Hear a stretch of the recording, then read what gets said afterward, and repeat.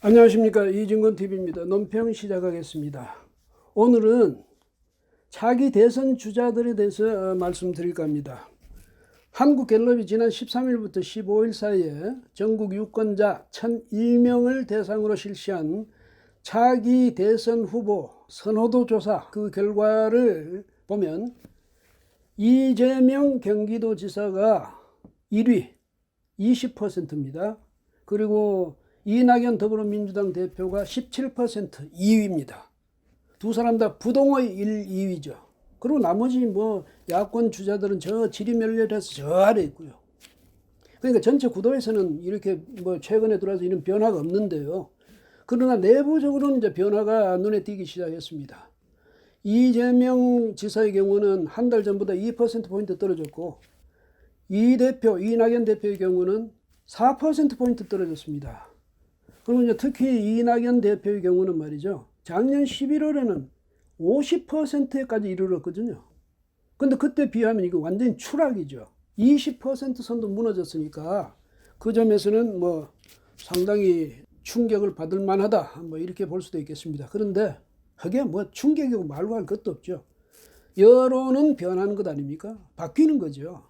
그리고 이제 이번 그 조사에서 또 눈길을 끄는 것이 선택을 유보한 사람들. 그 무응답자가 46%였습니다. 두 사람 합해서 37%인데 무응답자가 46%였다. 그러니까 변화의 여지는 얼마든지 있다 이 말이죠. 야권 주자들이 주눅들 필요가 없다는 이유가 그겁니다. 또 하나는요. 현 정권 유지를 위해서 차기 대선에서 여당 후보를 뽑아야 한다. 이 응답이 44%. 아니다. 정권 교체를 위해서 야당 후보를 뽑아야 한다. 39%. 그러니까 5%포인트 차이가 났습니다. 근데 이 여론조사의 오차 범위가 플러스 마이너스 3.1%포인트거든요. 그러니까 오차 범위 내라는 이야기죠. 이렇게 이제 근접해 가는 겁니다. 그 다음에 이게 만약에 중도층만으로 볼 때는 오히려 정권 유지 41, 정권 교체 42 이렇게 거의 같은 수준이지만 어쨌든 그렇습니다. 순위가 그래 바뀌었고, 무당층, 나는 어느 정당에도 속하지 않아, 어느 정당도 나는 지지하지 않아, 이런 무당층에 있어서는 볼 때는 정권 유지 20%, 정권 교체 45% 이렇게 크게 벌어졌습니다. 물론 상대적으로 숫자는 적지만은요. 그렇지만은 결정적인 순간에 그 선거에 임해서 이 상황을 판도를 좌우하는 것은 중도, 무당층 이쪽이 아닌가 저는 그렇게 생각합니다. 아마 그럴 겁니다. 왜? 양쪽의 좌파, 우파 그 지지자들은 대선 때 가면요. 되게 이제 변함이 없죠. 근데 되게 비슷할 거라고 봐야죠. 이제 진보가 득세할 때 되니까 좌파가 득세할 때 되니까 나 좌파다 이렇게 하지만 결정적인 순간에 가면 또 이 대통령 5년 임기가 다 돼가고 이렇게 되면 어차피 또 양쪽에 나누어 갖는 겁니다. 그러니까 중간에 있는 사람들이 캐스팅 보트 역할을 하는 거죠. 좌지우지할 수 있는 건데 지금 보니까 정부 여당이요. 민심을 얻을 일보다는 잃을 일만 남아 있습니다. 이제 문 대통령 임기도 서서히 끝을 향해서 가고 있죠. 그 다음에 여러 가지 악재가 나오고 있지 않습니까? 당장 라임, 옵티머스 이 사태만 해도 그렇습니다. 라임 사태로는 한 1조 6천억 원 투자자들이 피해를 보게 됐고, 옵티머스는 한 1조 2천억 정도 피해를 보게 됐답니다. 그런데 옵티머스에서는 거기서 나오는 문건이 그 내부 문건에서 보니까 한 20명 청와대 실장이라는 사람 거기다가 또 비서관 4, 5명 이쪽에 민주당에 1, 8명 이런 식으로 한 20명의 명단이 있다는 것 아닙니까? 내부 문건에. 근데 검찰이 그걸 진작에 그 압수수색을 통해서 확보하고도 지금까지 뭉개왔죠. 근데 언제까지나 그게 뭉개질 겁니까? 그리고 저쪽에서는 또 김봉현 전 스타 모빌리티 회장 이 사람이 나 강 기정한테 돈 5천만 원 줘서, 강 기정 전 청와대 정무수석 그래가지고 또 난리가 났죠. 이렇게 되니까 그것 때문에 위기감을 가졌던지 진영 행정안전부 장관이요 느닷없이 자기가 피해자라고 나섰습니다. 옵티머스에 5억을 피해를 봤답니다. 5억. 자기가 1억, 아들 2억, 그 부인이 2억 이렇게 해서 5억을 투자했는데 몽땅 손실을 봤다고. 그렇게 지금 말하자면 커밍아웃을 하고 나온 거죠. 거기다 민주당 소속의 기재위 소속, 국회 기재위 소속 의원 한 사람도 자기도 투자자였다 그렇게 말을 했답니다. 근데 자기는 돈은 다 찾았고 그러니까 미리 커밍아웃 해가지고 미리 매를 맞자 이런 뜻인지 나는 의심할 바가 전혀 없는 순수한 투자자다 이걸 강조하기 위해서 그런지 이렇게 나왔습니다. 그럼 앞으로 뭐 다른 사람이라고 지금 계속 숨어 있을 수 있겠습니까?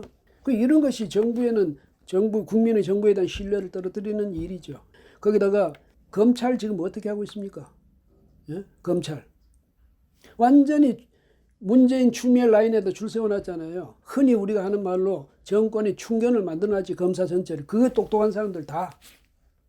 윤석열 검찰총장을 완전히 저쪽에 옆에 세워가지고 무력화시켜놨고.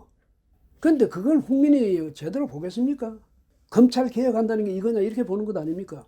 그 다음에 수사를 제대로 안 하고 전부 자기들 편 수사는 전부 문기적에 나중에 무혐의 뭐 이런 식으로 끝나버린 것 아닙니까? 간단한 예로 물론 추미애 장관 그 아들 문제도 그랬습니다만은 이번에 보니까 이 선거 사범 기소 공소시효가 15일 자정까지였는데 임박해가지고 민주당 7명 그런데 국민의힘은 10명 그 다음 무소속 5명 정의당 1명 이렇게 기소를 했습니다. 일괄 기소를 했어요. 숫자로 빠져도 이게 균형이 안 되잖아요. 야당 탄압이라는 말이 여기서 나오는 거죠. 그뿐입니까? 이미 이 기소하기 전에요. 뭐 고민정, 뭐 또 이수진, 그다음에 뭐 박영선 이건 중소벤처기업부 장관이죠.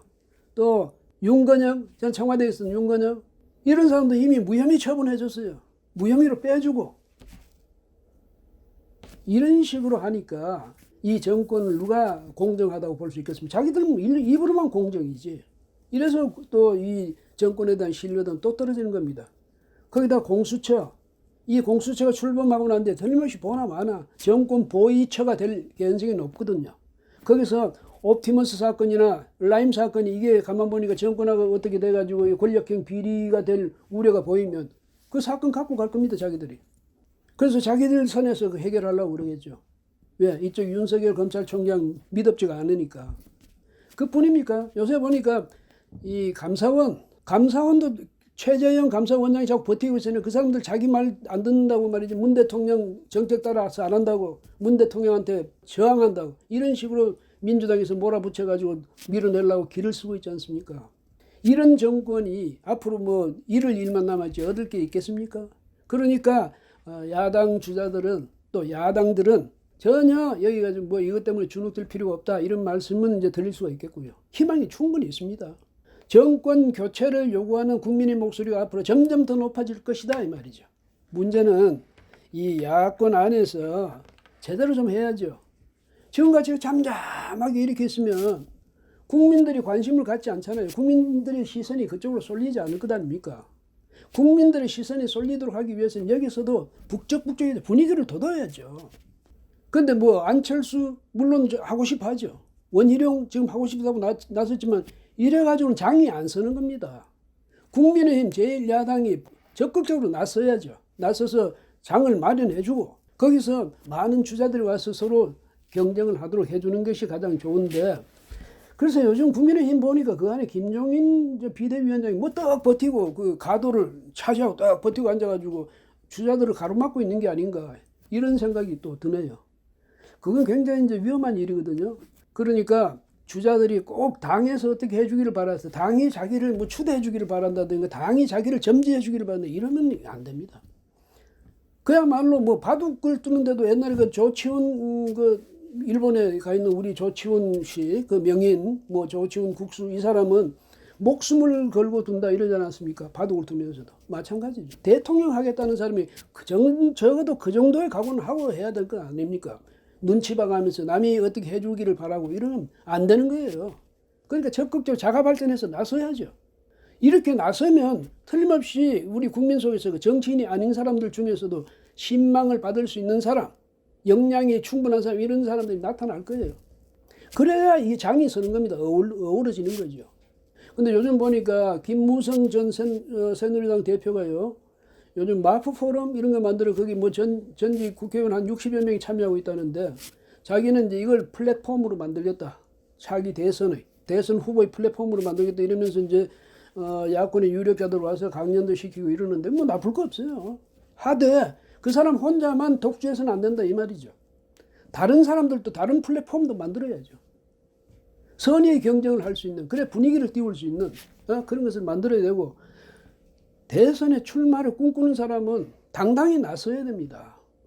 이렇게 해서 이 분위기가 무르익어지면 충분히가 아니라 지금 정권을 측에 등을 돌릴 유권자 얼마든지 있으니까요. 다만 여기서 그 오는 표를 잘 받아들일 수 있는 그릇을 만들어야죠. 국민은 표를 주고 싶은데 그릇이 없으면 어디다 주겠습니까? 오는 표도 못 얻는 그런 어리석음을 범하지 말고 지금부터 준비를 해야 됩니다. 시간은 얼마 없어요. 내후년 3월 9일 날 대선을 합니다. 그럼 시간이 얼마 남았습니까? 그래서 야권은 더더욱 지금부터 힘을 내서, 여론조사 결과가 이번께 이것이 완전히 고정적으로 되는 건 아니겠죠. 앞으로 제가 생각할 때 점점 야권에 유리한 구도 쪽으로 갈 거다. 그러니까 지금부터 특히 국민의힘 앞나서서 준비를 해야죠. 국민이 뭘 원하는지 능동적으로 대응하면서 앞으로 국민이 볼 때 국민의힘을 우리가 지지해주면 우리가 기대했던 그런 정치가 펼쳐질 거다. 그런 국정이 펼쳐질 거다. 이걸 믿도록 해주는 게 중요하죠. 앉아서 서로 힘만 주고 목에 힘만 주고 이렇게 있으면 누가 그 정당을, 누가 그 지도자들을 지지해 주겠습니까? 혼자 잘나면 뭐합니까? 국민 속에서 잘나야지. 그런 점에서 우리 희망을 갖자. 그 말씀 드리려는 겁니다. 고맙습니다. 오늘 여기까지 하겠습니다.